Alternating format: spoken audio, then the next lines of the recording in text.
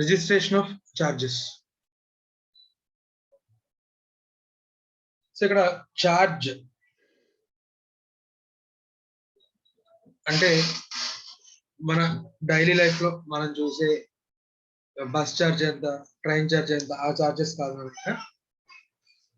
Company యొక్క ఆస్తుల మీద మనం సెక్యూరిటీగా కానీ లేదా తనఖా పెట్టి ఏదైనా లోన్స్ తీసుకున్నట్లయితే దాన్ని రిజిస్టర్ చేయించాలంట. కంపెనీ ప్రతిరోజు అప్పులు తీసుకుంటది, దానికి తాకట్లు పెడుతూ ఉంటుంది, ప్రతిదీ రిజిస్టర్ చేయించాలా? ఎస్, రిజిస్ట్రేషన్ చేయించాలి. దీనివల్ల ఆర్ఓసికి లాభం ఏంటి? ఇది అనవసరంగా కంపెనీ మీద ప్రొసీజర్స్, నెంబర్ ఆఫ్ ప్రొసీజర్స్ పెంచడమే తప్ప దీనివల్ల ఆర్ఓసికి ఏమైనా లాభం ఏమైనా ఉందా? పబ్లిక్ ఏమైనా లాభం ఏమైనా ఉందా?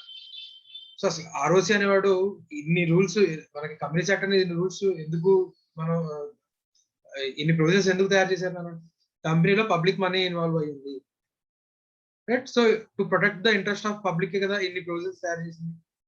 సో కంపెనీ తన ఆస్తుల్ని తాకట్టు పెట్టి లోన్ తీసుకుంటుందట, రైట్? దాని గురించి ఆర్ఓసికి తెలియజేయాల్సిన పనే ఉంది, రైట్? సో ఆర్ఓసికి తెలియజేయడం అంటే నథింగ్ బట్ అది జనరల్ పబ్లిక్ కి చెప్తున్నట్టున్నాను.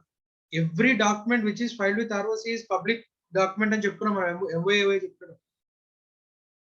So every document which is filed with ROC అదేంటది? కన్స్ట్రక్టివ్ నోటీస్ జనరల్ పబ్లిక్ మొత్తానికి ఇచ్చేసినట్టు.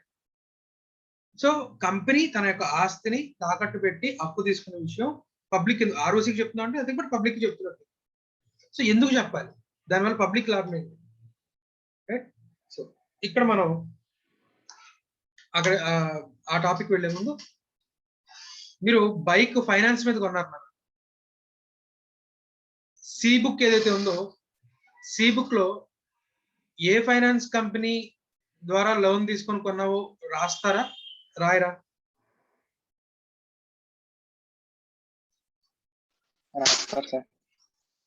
సి బుక్ మీద మనం ఏ ఫైనాన్స్ కంపెనీ నుంచి తీసుకున్నాము అనేది దాని మీద రాసి ఉంటుంది, రైట్? అంటే మనకి ఇక్కడ ఎవరైతే ఆర్టీఓ ఉన్నారో, నువ్వు కొన్న వెహికల్ ఎవరి దగ్గర నుంచి అప్పు తీసుకొని కొన్నావో రాసుకుంటాడు. అలాగే నేను ల్యాండ్ ని తాకట్టు పెట్టాను, బ్యాంక్ లో ల్యాండ్ ని తాకట్టు పెట్టి లోన్ తీసుకుంటున్నాను. ఇప్పుడు బ్యాంక్ దాన్ని తీసుకెళ్లి మన సబ్ రిజిస్టర్ ఆఫీస్ లో రిజిస్టర్ చేస్తాడా? ఇలా నేను తనఖా ఇచ్చాను ఈ ల్యాండ్ కి ఎగ్నెస్ట్ గా, ఈ ఫలానా సర్వే నెంబర్ ల్యాండ్ మీద నేను లోన్ ఇచ్చాను అని చెప్పి తీసుకెళ్లి సబ్ రిజిస్టర్ ఆఫీస్ కి చెప్తారా, చెప్పరా? తెలుసున్న వాళ్ళు.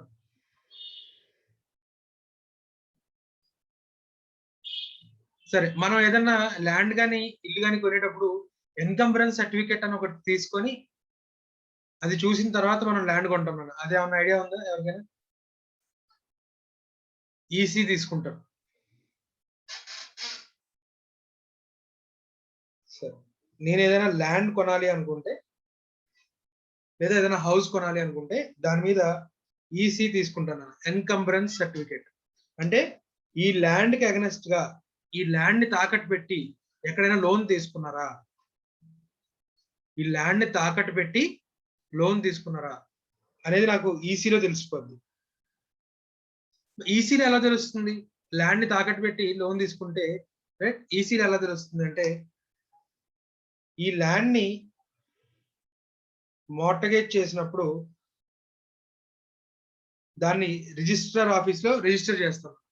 ఎలా అయితే నువ్వు నా దగ్గర నుంచి ల్యాండ్ నువ్వు కొనుక్కున్నావు, ఇద్దరం రిజిస్టర్ ఆఫీస్కి వెళ్ళి, రైట్, నేనేమో సంతకం పెడతాను, నేను ల్యాండ్ ట్రాన్స్ఫర్ చేస్తాను అని చెప్పి సంతకం పెట్టేస్తాను, నువ్వు కొంటున్నావు అని చెప్పి సంతకం పెట్టేస్తావు, నీ పేరు మీద ల్యాండ్ మారింది. అలాగే ల్యాండ్ ని తాకట్టు పెట్టేటప్పుడు కూడా, రైట్, రిజిస్టర్ ఆఫీస్కి వెళ్ళి రిజిస్టర్ చేస్తాం అంటున్నారు, రైట్? సో అప్పుడే ఎవరైతే ఈ ల్యాండ్ ని తాకట్టు పెట్టి లోన్ ఇస్తున్నాడు ఎవరైతే ఉన్నారో, రైట్, వాడికి సెక్యూరిటీ రిజిస్టర్ వ్యాలిడ్ సెక్యూరిటీ అవుతుంది. అదర్వైజ్ వాడు అన్సెక్యూర్డ్ క్రెడిటర్ అయిపోతాడు, రైట్? ఒకవేళ ఈ లోపు లోన్ తీసుకున్నాడు ఐపీ పెట్టేశాడు అనుకోండి, ల్యాండ్ సెక్యూరిటీగా ఉంది కాబట్టి ఆ ల్యాండ్ అమ్మిన డబ్బులు వీడికే ఫస్ట్ వెళ్తాయి. ఎవరైతే లోన్ ఇచ్చాడో ల్యాండ్ కి అగైన్స్ సెక్యూరిటీగా ఎవరైతే లోన్ ఇచ్చారో వాడికి డబ్బులు ఇచ్చేస్తారు. ఒకవేళ వాడు తనఖా రిజిస్ట్రేషన్ చేయించకపోతే, రైట్. ఆ రిజిస్ట్రేషన్ ఛార్జ్ ఎవరు కడతారులే, అనవసరంగా డబ్బులు వేస్ట్ అనుకుంటే వాడు అన్సెక్యూర్డ్ క్రియేటర్ అవుతాడు. రైట్. వరుసలో వాడి వంతు వచ్చేదాకా ఆగాలి. అది కూడా రూపాయికి అర్ధ రూపాయి ఇస్తారా, పావలా ఇస్తారా కూడా తెలియదు. అదే సెక్యూర్డ్ అయితే కనుక ల్యాండ్ అంటే ఎంత డబ్బు వచ్చిందో, రైట్, ఆ డబ్బంతా కూడా లోన్ ఎంత వరకు ఉందో వాడితే అంతవరకు ఇచ్చేస్తారు. రైట్. ఇంకా అడిషనల్ డబ్బులు ఉంటే అది తీసుకెళ్ళి వేరే వాళ్ళకి ఇస్తారు. లేదా ల్యాండ్ అమ్మగా వీడు లోన్ కంటే తక్కువ డబ్బులు వచ్చాయనుకోండి, ఆ రిమైనింగ్ పార్ట్ అన్సెక్యూర్డ్ క్రియేటర్ వచ్చి మళ్ళీ కూర్చుంటాడు. అంటే వాడు ఇచ్చిన లోన్ ఒకవేళ వసూలు చేయాలి అనుకుంటే రిజిస్ట్రేషన్ చేయించడం అనేది చాలా బెటర్. ఇది ఆ ల్యాండ్ తో డీల్ చేసి థర్డ్ పార్టీస్ తెలియడం అవసరం. ఎందుకంటే సెక్యూరిటీలో ఉన్న ల్యాండ్ అవతల పర్సన్ కొన్నాడు అనుకోండి, ఏ క్రెడిటారో డెటారో ఏ యొక్క ల్యాండ్ ని బికి మోర్టగేజ్ చేసి బి నుంచి ఏ డబ్బులు తీసుకున్నాం. ఈ మోర్టగేజ్ ని సబ్ రిజిస్టర్ ఆఫీస్ లో మనం రిజిస్టర్ చేస్తాం. సో ఇప్పుడు ఈ ల్యాండ్ ఏ సి అనే వాడికి అమ్ముదాం అనుకుంటున్నాడు అనుకోండి, అదేంటి ఆ ల్యాండ్ డాక్యుమెంట్స్ బి దగ్గర ఉంటాయి కదా, ఏ ఎలా అమ్మడానికి ట్రై చేస్తాడు, ఫేక్ డాక్యుమెంట్స్ సృష్టించేంత ఎంతసేపు, లేదా నేను ఇప్పుడే జిరాక్స్ తీసుకొని వస్తాను ఇవ్వని చెప్పి బి దగ్గర నుంచి డాక్యుమెంట్స్ తీసుకొని వెళ్ళాడు ఏ. రైట్. ఇప్పుడు దాన్ని తీసుకెళ్లి సికి ల్యాండ్ సేల్ చేస్తాడు అనుకోండి, సి కొనేసాడు, ఆ డాక్యుమెంట్స్ కూడా సికి ఇచ్చేసాడు. సి ఇప్పుడు సికి ఓనర్షిప్ రైట్ రాదన్న, ఒకవేళ ఏ కనుక డబ్బులు ఎగ్గొడితే బి ఈ ల్యాండ్ ని సేల్ చేసి మరీ డబ్బులు తీసుకోవచ్చు. సికి వ్యాలిడ్ టైటిల్ రాదు. ఎప్పుడు ఈ మార్టిగేజ్ రిజిస్టర్ అయి ఉంటే,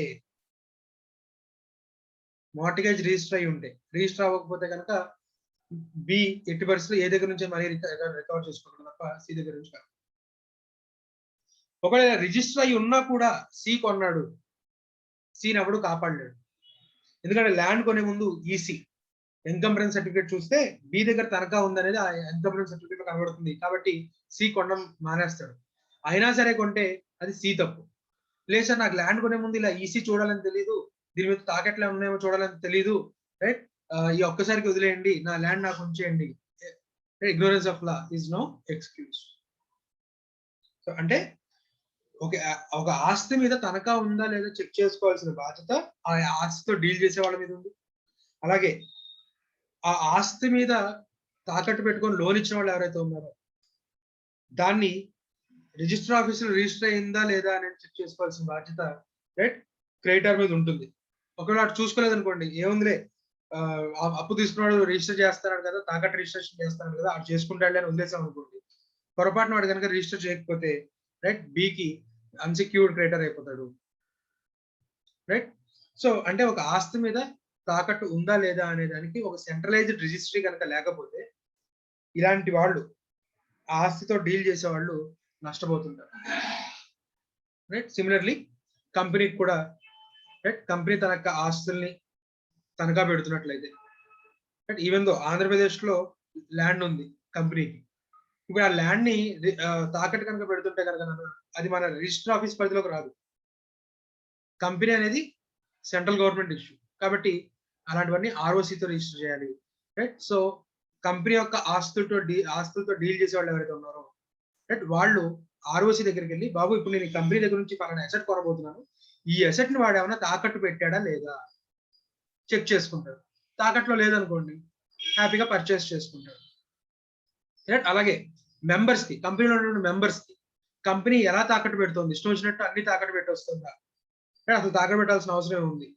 కంపెనీ ఏమో ఏజిఎం లో మేము కంపెనీకి సంబంధించిన ఆస్తులు ఏవి తాకట్టు పెట్టలేదు అని చెప్తుంది, కానీ మరి మెంబర్స్ కి తెలిసేది ఎలా? సో ఒకవేళ కనుక కంపెనీ నిజంగా తాకట్టు పెట్టి డబ్బులు తీసుకుంది, ఆ రోజు రిజిస్టర్ చేయలేదు, క్రెడిటార్ ఊరుకుంటాడా? క్రెడిటార్ ఊరుకోడు. కాబట్టి క్రెడిటార్ ఖచ్చితంగా రిజిస్ట్రేషన్ చేయిస్తాడు. సో ఇప్పుడు మెంబర్ వెళ్ళి ఆర్ఓసి దగ్గరికి వెళ్ళి మా కంపెనీ ఆస్తులు ఏమేమి తాకట్టు పెట్టిందో చూపించండి అంటే ఆర్ఓసి చూపిస్తాడు. రైట్. మనం డైరెక్టర్స్ ని క్వశ్చన్ చేయడానికి, మెంబర్స్ వెళ్ళి డైరెక్టర్స్ కానీ మేనేజ్మెంట్ కానీ క్వశ్చన్ చేయడానికి ఉపయోగపడుతుంది. So in the interest of members and creditors and general public, ROC ఏం మెయింటైన్ చేస్తాడు, కంపెనీ యొక్క ఆస్తులు ఏమేమి తాకట్టు పెట్టారు అనేది మెయింటైన్ చేస్తారు. రైట్. సో ఓన్లీ తాకట్టు పెట్టినవే మెయింటైన్ చేస్తారు కదా. ఇప్పుడు మనీ రీపే చేస్తాం, రైట్, మనీ రీపే చేస్తాం. ఇప్పుడు అది క్యాన్సిల్ చేసేలా వద్దా, లేకపోతే ఇంకా మెయింటైన్ చేద్దాం? కంపెనీ ఎప్పుడో 1980లో ఈ ల్యాండ్ తాకట్టు పెట్టింది అనేది ఇప్పటికీ అలా మెయింటైన్ చేసుకుంటాం. దాని మీద లోన్ రీపే అయిపోయింది, రైట్, ఆ రిజిస్ట్రేషన్ క్యాన్సిల్ చేయాలి అని చెప్పి ఆర్ఓసి క్యాన్సిల్ చేస్తానంటాడు రమ్య?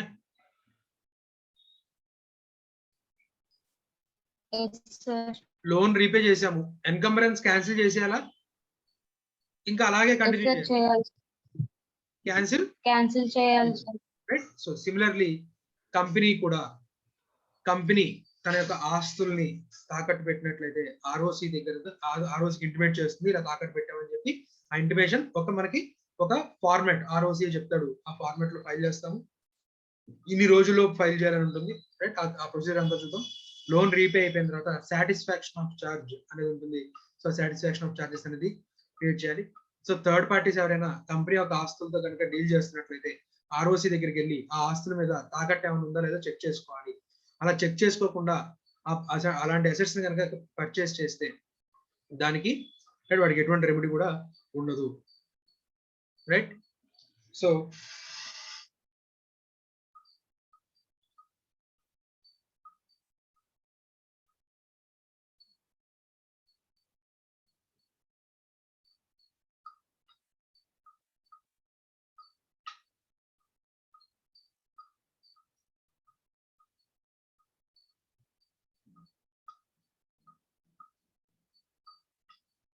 definition of charge చూడండి. Charge means an interest or lien created on property or assets of company or any of its undertakings or both as security and includes mortgage, right. So any interest or lien created on the property or assets of the company or any of its undertakings are both as security and includes as mortgage, right. మనకి ఆస్తులు రెండు రకాలు, స్థిరాస్తులు, చరాస్తులు, movable, immovable, right. Immovable అయితే కనుక mortgage అంటాము, movable అయితే కనుక హైపోథికేషన్, రైట్, లీన్, ప్లెడ్జ్ ఇలాంటివి వాడదాం, రైట్. సో ఏ విధంగా, సో ఇక్కడ మనం కంపెనీ యొక్క ఆస్తులు ఏవైనా కానివ్వండి, అది movable, immovable, tangible, intangible, right, ఏదైనా సరే ఇక్కడ property or assets situated in India, outside India అని వాడుతున్నాడు అన్న. Property or assets of company అంటున్నాడు.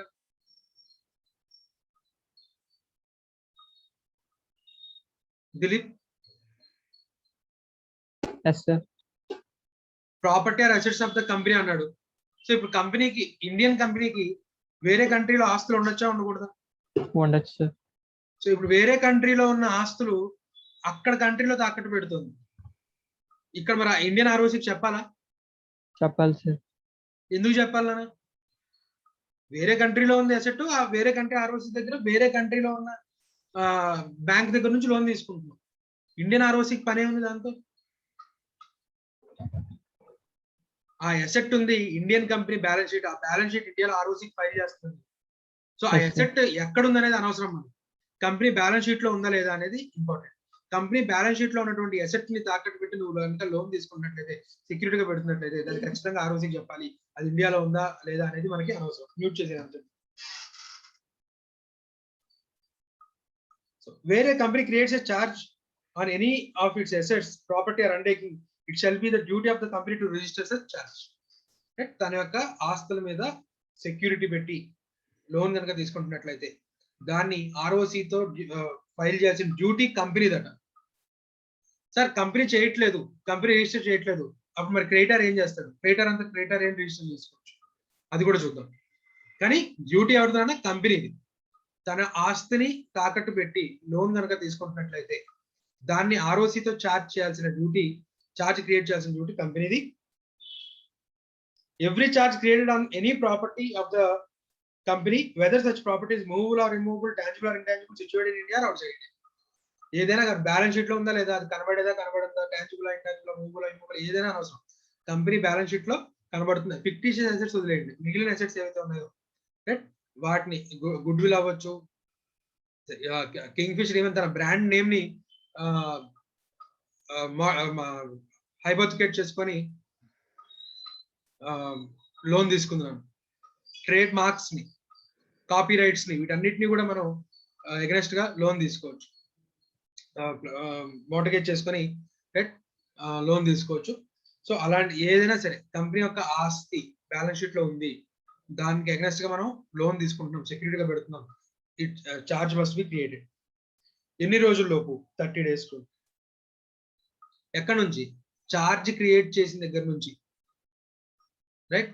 చార్జ్ క్రియేట్ అయిన దగ్గర నుంచి 30 రోజుల్లోపు ROC చెప్పాలి. సరేనన్నా, నేను ఒక కంపెనీ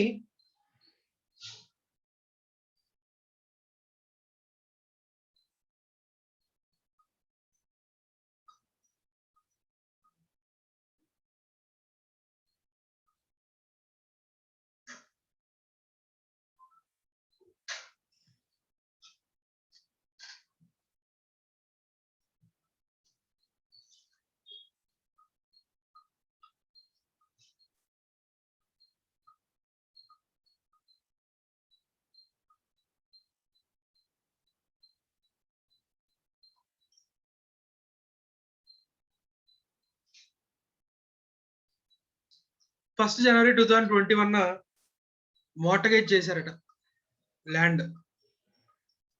కంపెనీ అలాగే ఎవరైతే ఫైనాన్స్ కంపెనీ ఉందో వాళ్ళిద్దరు ఏం చేస్తారు, ఇదిగో ఫలానా ల్యాండ్ రైట్ మోర్టగేజ్ చేసుకుని మోర్టగేజ్ డీడ్ రాసుకుంటారు. ఆ డీడ్ మీద ఇద్దరు కూడా సంతకాలు పెట్టారు, కంపెనీ తరఫున డైరెక్టర్, కంపెనీ సెక్రటరీ, అలా ఫైనాన్స్ కంపెనీ కూడా రైట్ మోర్టగేజ్ డీడ్ ఎగ్జిక్యూట్ చేశారు. 10 lakhs లోను ఎక్స్ లిమిటెడ్ బ్యాంక్ అకౌంట్ లోకి ట్రాన్స్ఫర్ అయ్యింది. 5/1/2021 రీపే చేస్తారు, మార్టగేజ్ డీడ్ కూడా చించేసుకున్నాడు. ఇప్పుడు క్వశ్చన్ ఏంటి అంటే, ఆడిటర్ ఆడిట్ చేస్తున్నప్పుడు బ్యాంక్ అకౌంట్ లో ఈ 10 లక్షలు క్రెడిట్ కనబడింది ఎక్స్టెంప్ట్ సంబంధించి. ఈ 10 లక్షలు ఏంటి? దీని మీద GST పే చేయలేదు, రైట్? మీరు సేల్ రికార్డ్ చేయలేదు, ఏంటి 10 lakhs? ఫలానా ఫైనాన్స్ కంపెనీ నుంచి లోన్ తీసుకున్నాం 10 lakhs. ఏమి సెక్యూరిటీ లేకుండా 10 lakhs ఇచ్చేసాడంటే ల్యాండ్ సెక్యూరిటీ పెట్టాం మేము, రైట్? సో మరి నేను ROC దగ్గర చెక్ చేశాను, మీరు ఎటువంటి ఛార్జ్ ఈ సంవత్సరం అసలు ఏ ఛార్జ్ క్రియేట్ చేయలేదని ఉంది, మీరేమో మార్టగేజ్ చేసి మరీ లోన్ తీసుకున్నాను అంటున్నారు అని చెప్పి ఆడిటర్ అంటున్నాడు. సో డైరెక్టర్ అంటున్నాడు, మేము 5వ తారీఖు లోన్ రీపే చేస్తామండి, 5వ తారీఖు లోన్ రీపే చేస్తాం, ఛార్జ్ క్రియేట్ చేసిన 30 రోజుల లోపు ఇంటిమేట్ చేయమన్నారు. కానీ మేము 30 రోజుల లోపే లోన్ కూడా తీర్చేసి ఆ మార్టగేజ్ డీడ్ చించేసుకున్నాం, ఇంకా ROCకి చెప్పాల్సిన పనే ఉంది అని చెప్పి మేనేజ్మెంట్ అంటున్నారు. మేనేజ్మెంట్ అంటుంది. ఇప్పుడు మరి ఆడిటర్ ఏం చెప్పాలన్నా? ఆడిటర్ గా నువ్వు దీన్ని రిజిస్టర్ చేయమని చెప్పాలా, చేయాల్సిన అవసరం లేదని చెప్పాలా?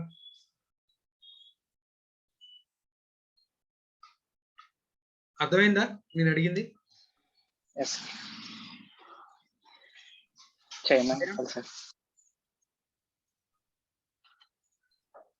సాయిరామ్.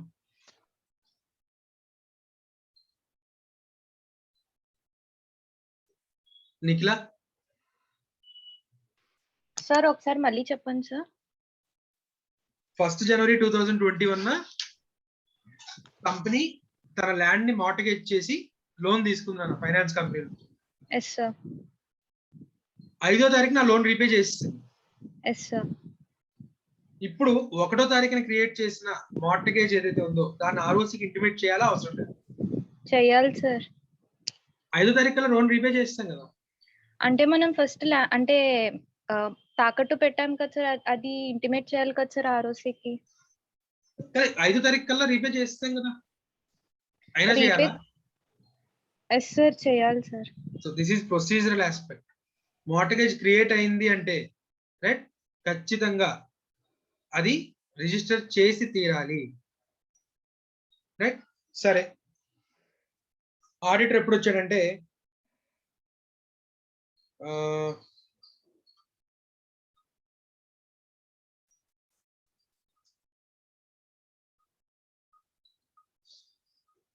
April 15th ఆడిట్ చేయడానికి వచ్చినప్పుడు ఈ ట్రాన్సాక్షన్ ఐడెంటిఫై చేశారు, రైట్?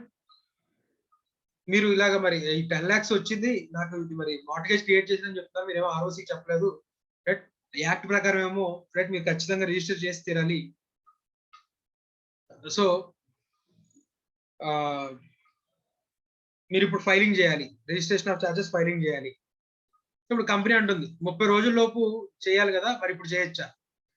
విత్ ఫైన్ చేయొచ్చు, రైట్, చేద్దాం అని చెప్తున్నాడు. ఆడిటర్ చేయమని చెప్తున్నాడు.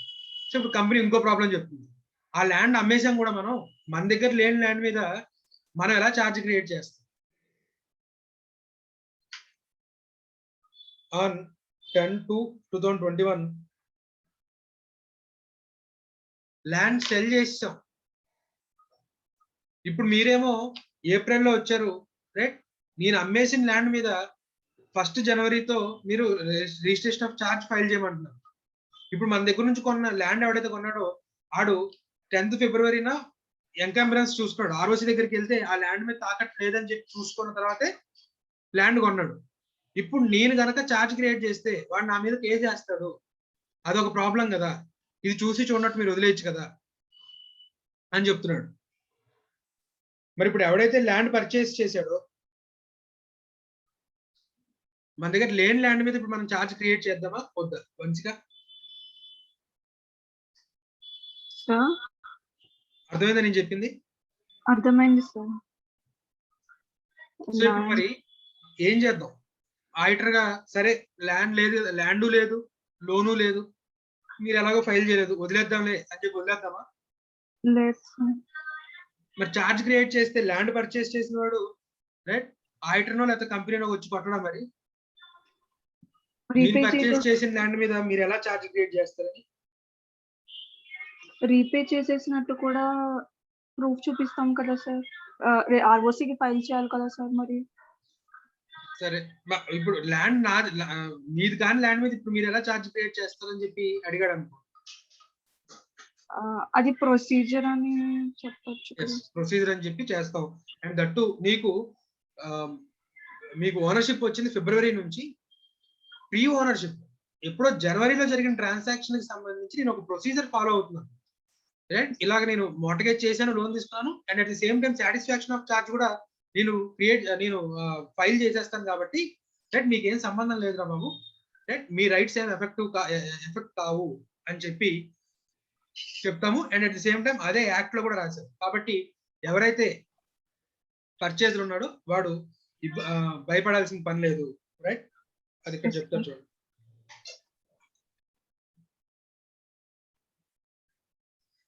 సో 30 days లో క్రియేట్ చేయాలి. Right, the charge shall be registered in such form as, okay, form number అవి మనం చూద్దాం. మనం అలాగే ఆ చార్జ్ ఫామ్ ఏదైతే ఉందో అది కంపెనీ సైన్ చేయాలి, అలాగే చార్జ్ హోల్డర్ సైన్ చేయాలి, అలాగే మార్టిగేజ్ డీడ్ రాసుకున్నాం కదా, ఆ డీడ్ కాపీ కూడా ఆర్ఓసి పంపించాలి. ఒరిజినల్ మన దగ్గర ఉంటుంది, అది కాకుండా ఒక కాపీ ఆర్ఓసి కూడా పంపించాలి. అదే creation of instrument of creating of charge, అది కూడా మనం ఆర్ఓసికి ఫైల్ చేయాల్సి ఉంటుంది, రైట్?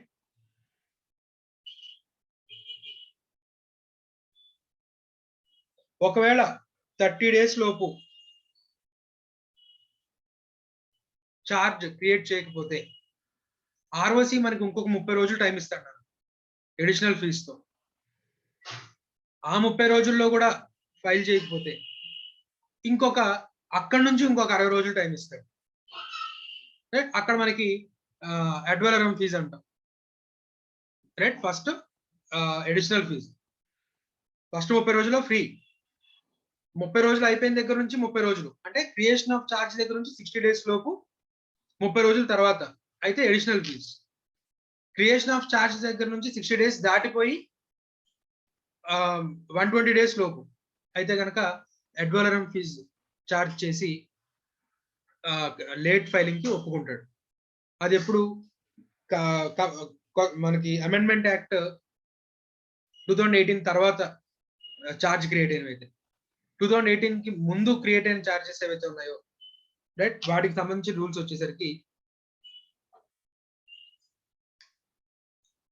కండోనేషన్ గురించి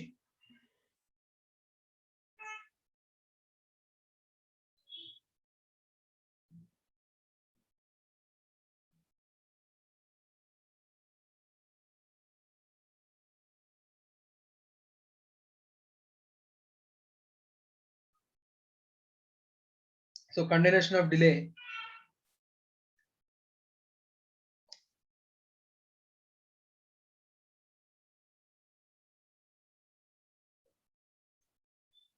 before commencement of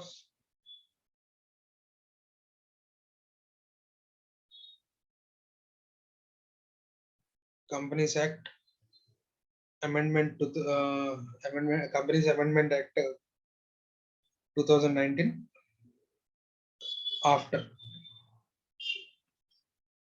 Before అయితే కనుక నాన్న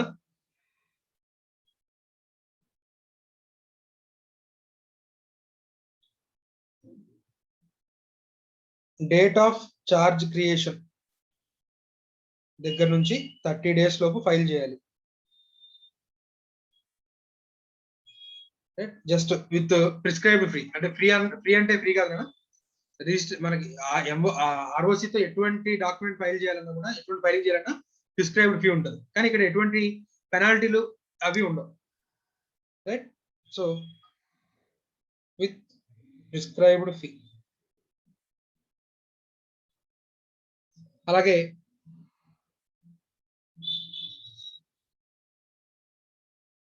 థర్టీ డేస్ తర్వాత 300 days లోపు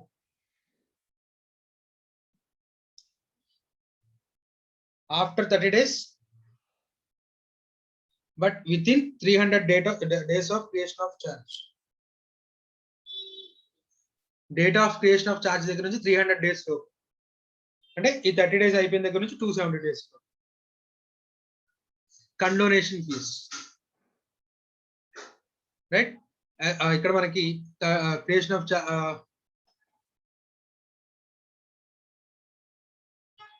ఎడిషనల్ ఫీస్, దాన్ని కండోనేషన్ ఫీస్ అని కూడా అంటాము. ఎడిషనల్ ఫీ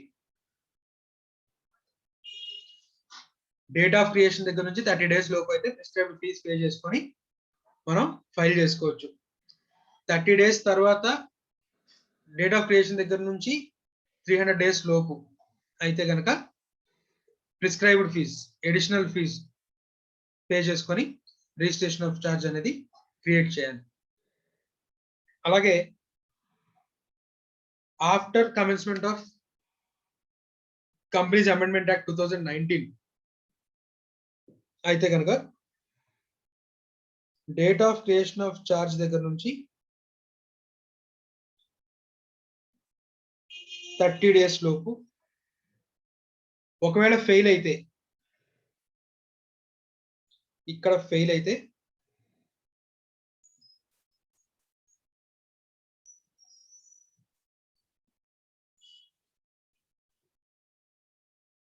సిక్స్టీ డేస్ లోపు, date of creation of charge దగ్గర నుంచి 60 days లోపు additional fees, date of creation of charge అంటే ఎక్స్పైరీ ఆఫ్ 30 days నుంచి ఇంకో 30 days అన్నమాట. అదే date of creation of charge దగ్గర నుంచి చూస్తే 60 days. ఇక్కడ కూడా ఫెయిల్ అయితే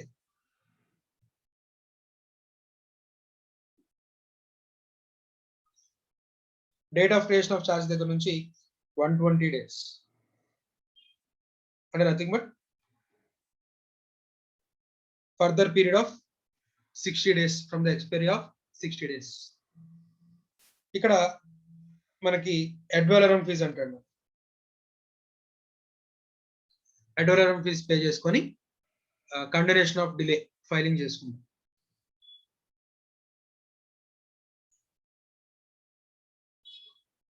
So the company may make an application to the registrar for condonation of delay. The registrar may allow the registration of the charge after 30 days of its creation, but within 60 days of creation of charge of payment on payment of such additional fee by the company as may be prescribed. If the charge is not registered within 60 days of creation of charge, the registrar may on an application allow such registration to be made within a further period of 60 days after the payment of such ad valorem fee as may be prescribed. Right? So ఇది మనకి condonation అన్న. ఒక్క 1 minute నాన్న.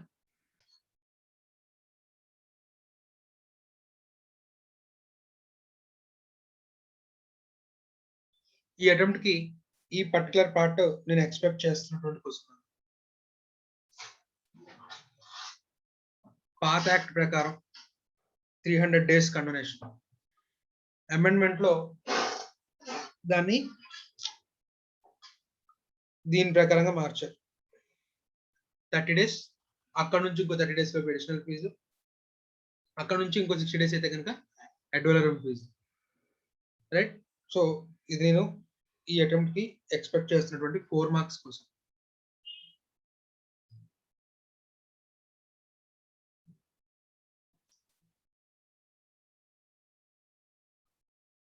సరే, effect of subsequent registration మనం ఇందాక చెప్పుకున్నాం.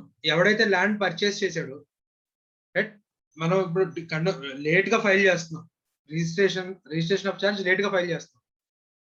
Late గా ఫైల్ చేస్తున్న టైంలో ఏం జరిగింది, మనం ల్యాండ్ అమ్మేసాం, ఎవడో కొనుక్కున్నాడు, ఆ లోను రీపే అయిపోయింది, రైట్. సో ఇప్పుడు సబ్సిక్వెంట్ గా రిజిస్టర్ చేస్తున్నప్పుడు ఎవడైతే ల్యాండ్ పర్చేస్ చేశాడో వాటి రైట్స్ ఏమైనా ఎఫెక్ట్ అవుతాయా, అవ్వని చెప్పుకున్నాము, రైట్. అదే ఇక్కడ క్లియర్ గా యాక్ట్ లో కూడా చెప్తున్నారు.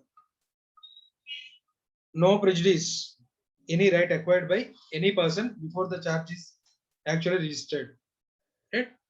సో ఎవరైతే కొనుక్కున్నాడో వాటి రైట్స్ కి ఎటువంటి ఇబ్బంది కూడా ఉండదు.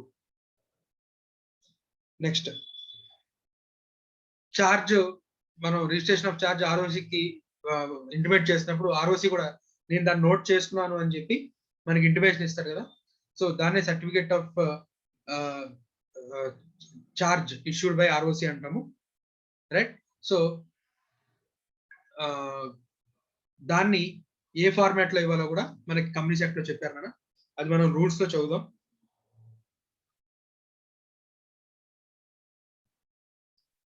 ఒకవేళ రిజిస్ట్రేషన్ చేయకపోతే పరిస్థితి ఏంటి,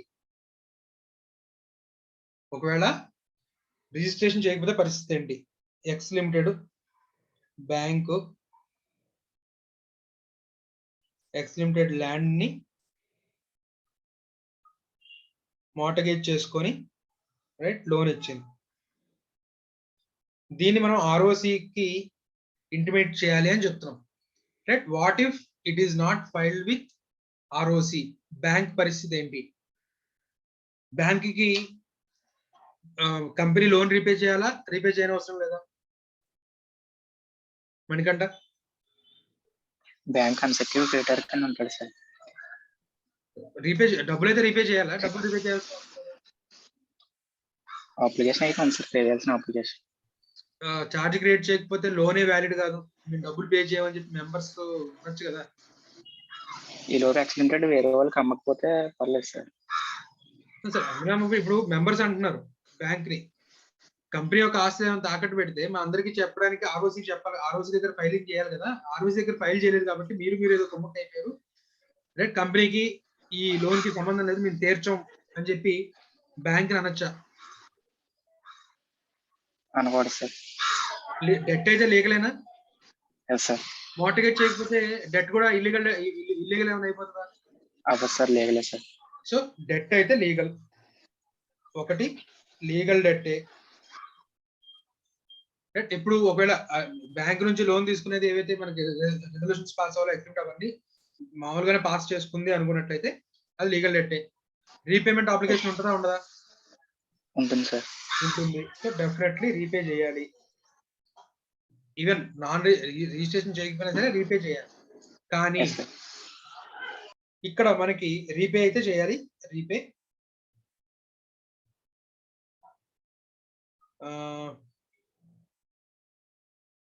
గోయింగ్ కన్సర్న్, అలాగే లిక్విడేషన్.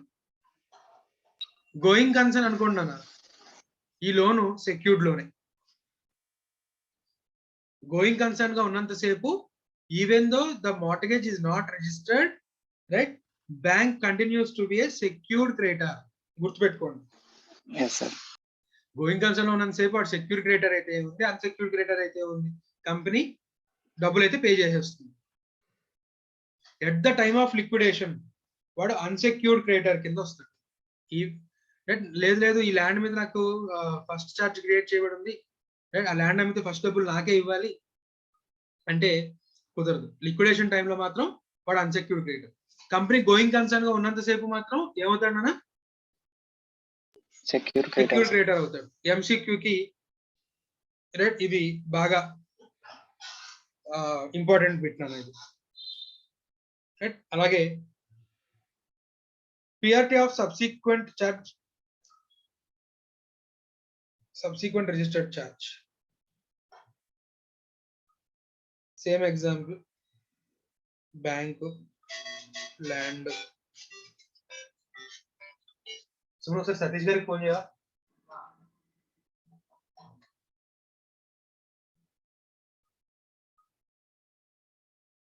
సో ల్యాండ్ మోర్టగేజ్ చేసింది, బ్యాంక్ నుంచి డబ్బులు తీసుకుంది.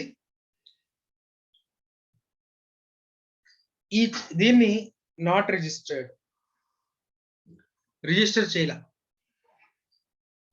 ఎక్స్ లిమిటెడ్ ఏం చేసింది, ల్యాండ్ ని,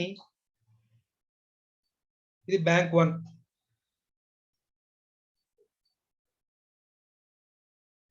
బ్యాంక్ 2 కి మళ్ళీ మోర్టగేజ్ చేసి డబ్బులు తీసుకుంది. దీన్ని మాత్రం రిజిస్టర్ చేశారు. ఈ ట్రాన్సాక్షన్ మాత్రం రిజిస్టర్ అయింది ROC. రైట్. సో ఇప్పుడు ఫస్ట్ ఒకవేళ లిక్విడేషన్ లోకి వెళ్ళిపోతున్నట్లయితే ఎవరికి రైట్ ఉంటుంది, బ్యాంక్ 2 కా బ్యాంక్ 1 కా? ఈ ల్యాండ్ ని అమ్మితే వచ్చే డబ్బులు బ్యాంక్ 2 కి ఇవ్వాలా, బ్యాంక్ 1 కి ఇవ్వాలా? నిఖిల? బ్యాంక్ 2 కి ఇవ్వాలి సార్.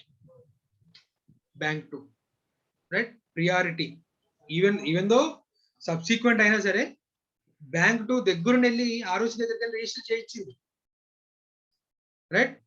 రిజిస్ట్రేషన్ చేయించింది కాబట్టి ఫస్ట్ ప్రియారిటీ వీడికే వస్తుంది.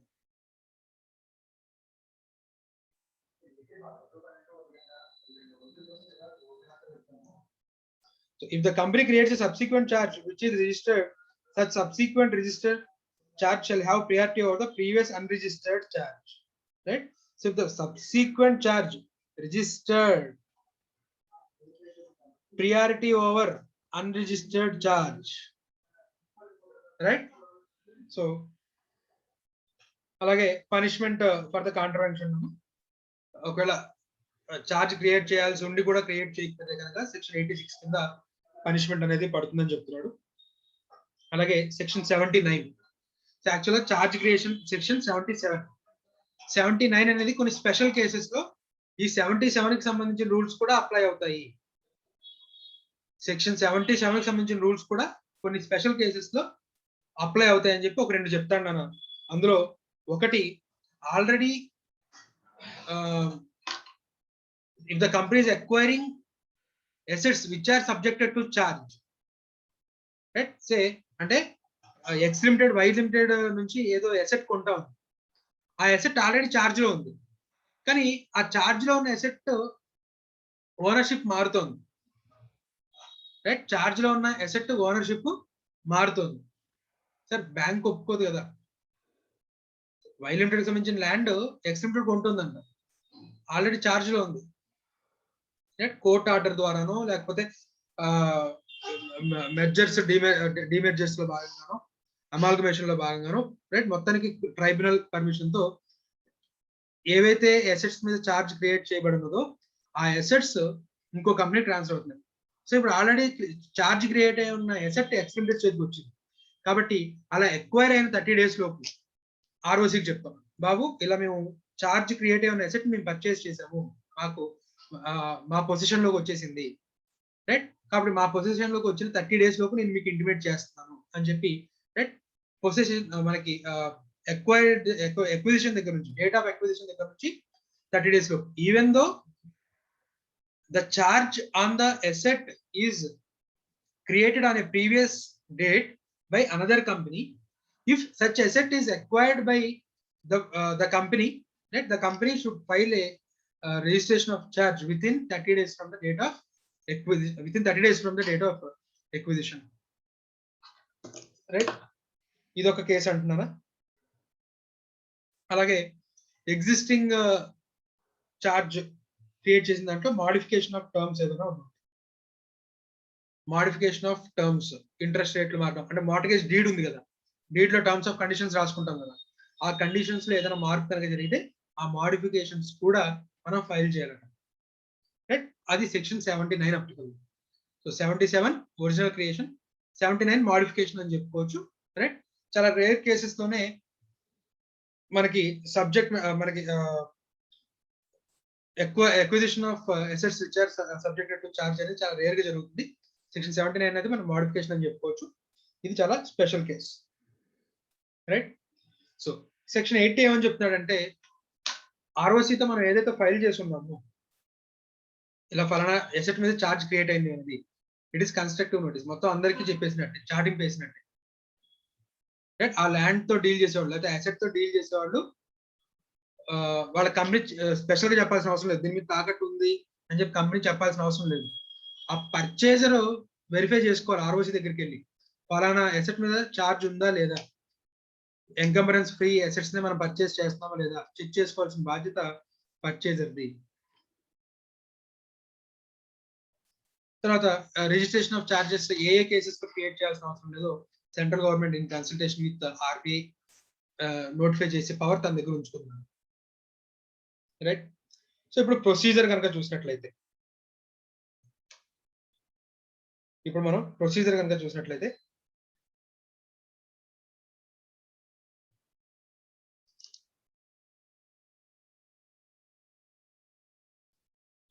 Creation of charge,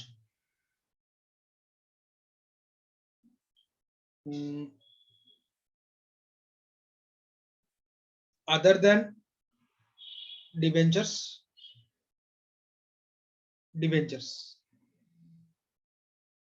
secured debentures issue చేస్తాం.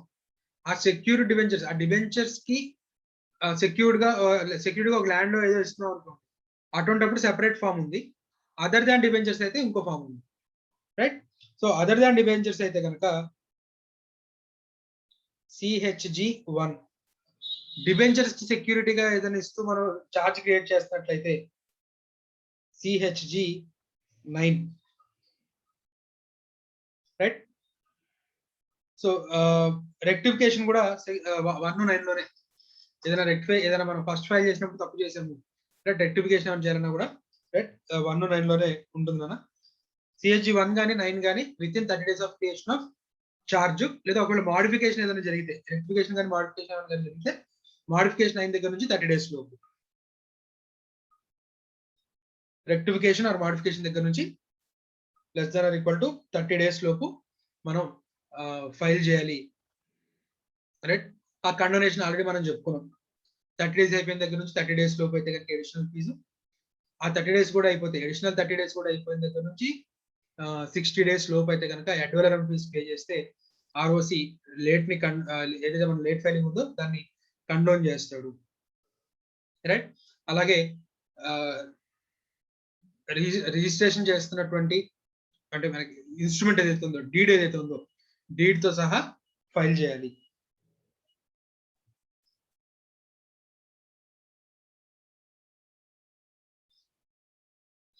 అయితే ఒరిజినల్ డీడ్ అయితే మనం ఫైల్ చేయడం ఆర్ఓసికి పంపించాం కదా, మనం స్కాన్ చేసి పంపిస్తున్నాం. సో ఆ స్కాన్ చేస్తున్న డాక్యుమెంట్ ఒరిజినల్ రైట్ లేదా అనేది ఎలా తెలుస్తుంది? సో మనం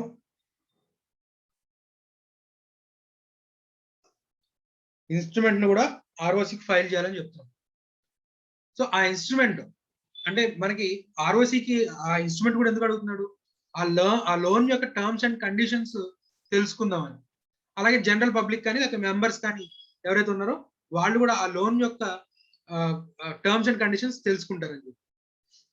ఒరిజినల్ డీడ్ లోనేమో ఇంట్రెస్ట్ రేట్ 10% ఉంది, 18% ఉంది, రైట్? అసలు ఇంత ఇంట్రెస్ట్ రేట్ పే చేయాల్సిన అవసరం ఉంది? కంపెనీకి ఫైనాన్స్ కంపెనీకి రైట్ ఏదో ఒప్పందం ఉంది, ఆ ఎడిషనల్ గా పే చేస్తున్న డైరెక్టర్స్ తినేస్తున్నారేమో, ఇలాంటి డౌట్లు వస్తాయి, రైట్? ఏది మనం 18% తో కనుక ఫైల్ చేస్తాం, ఒరిజినల్ డీడ్ లోనేమో 18% పెట్టారు, ఫైల్ చేస్తున్న దాంట్లో 10% పెట్టారు, రైట్? సో ఇలాంటిది జరగకుండా ఉండాలి అంటే కనుక ఏదైతే ఇన్స్ట్రుమెంట్స్ ని మనం ఫైల్ చేస్తున్నామో, స్కాన్ చేసి అప్లోడ్ చేస్తున్నామో అది వెరిఫై చేయబడాలి.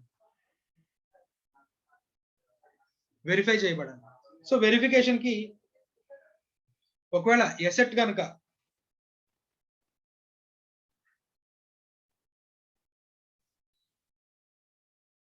ఇన్ ఇండియా ఎసెట్ కనుక ఇండియాలో ఉంటే వెరిఫికేషన్ ఎవరెవరు చేయొచ్చు, ఎసెట్ కనుక ఫారిన్ ఎసెట్ అయితే కనుక వెరిఫికేషన్ ఎవరెవరు చేయొచ్చు. ఆ వెరిఫికేషన్ ప్రొసీజర్ చూసినట్లయితే where the instrument of deed relates to solely the property situated outside India, the copy shall be verified by certificate issued either under the seal, if any company ki common seal unte aa certificate ni common seal leda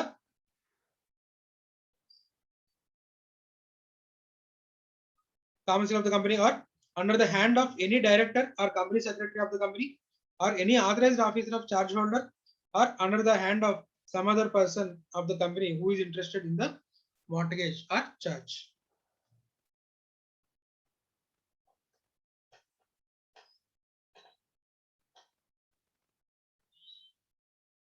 ఒకటి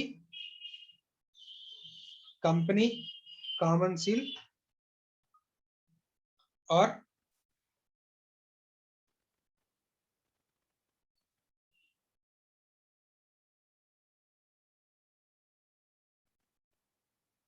director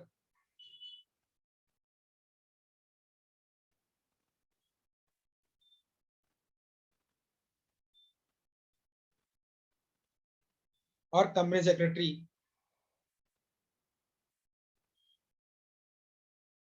or company secretary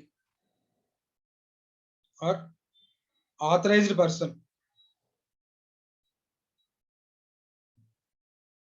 on behalf of charge holder. అంటే bank అనుకోండి, bank MD వచ్చి సంతకం పెట్టాడు కదా ప్రతి transaction. So authorised person, ఆ branch manager is authorised person. So అలాగా authorised person by charge holder, అలాగే any other person who is interested in mortgage or charge, or two అయితే కనుక other person who is interested in the mortgage or charge. అది foreign asset అయితే కనుక వీళ్ళలో ఎవరైనా పర్లేదు, మనం కంపెనీ కామన్ సీల్ అయినా పర్లేదు, డైరెక్టర్ అయినా పర్లేదు, కంపెనీ సెక్రటరీ అయినా పర్లేదు, ఆథరైజ్డ్ పర్సన్ చార్జ్ హోల్డర్ అయినా పర్లేదు, other person who created who is interested in the charge అయినా పర్లేదు. ఒకవేళ ఇండియాలో ఉంటే కనుక where the instrument or deed relates whether wholly or partly to the property situated in India, the company shall be verified, the copy shall be verified by a certificate issued under the hand of any director or company secretary of the company or any authorized officer of the charge holder. Director, company secretary, authorized person of charge.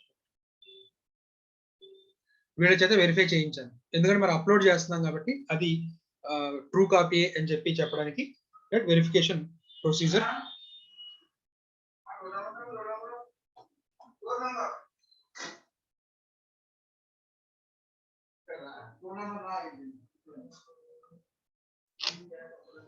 Sixteen dash 42 dash 129.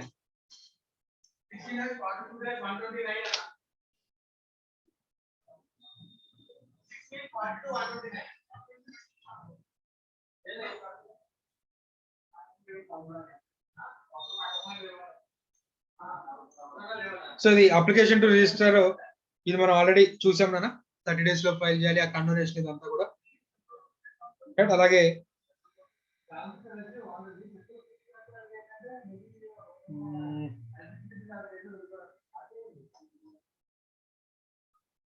So register చేసుకొని certificate of creation of charge CSG 2 లో ఇస్తాడు.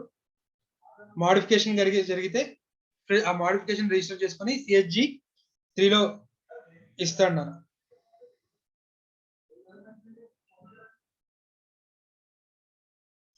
So CSG 9 కానీ CSG 1 కానీ file చేస్తే దాన్ని register చేసుకొని ROC నుంచి CSG 2 లో మనకి ఇంటిమేషన్ వస్తుంది, ROC టు కంపెనీ. ఒకవేళ మోడిఫికేషన్ కనుక జరిగినట్లయితే CSG 1 లోనే మనం మోడిఫికేషన్ చేయొచ్చు, CSG 9 లోనే మోడిఫికేషన్ ఫైల్ చేయొచ్చు. సో మోడిఫికేషన్ కనుక చేస్తే CSG 3 లో ఇంటిమేషన్ వస్తుంది, రైట్. సో ఇది మనకి ప్రొసీజరల్ ఆస్పెక్ట్.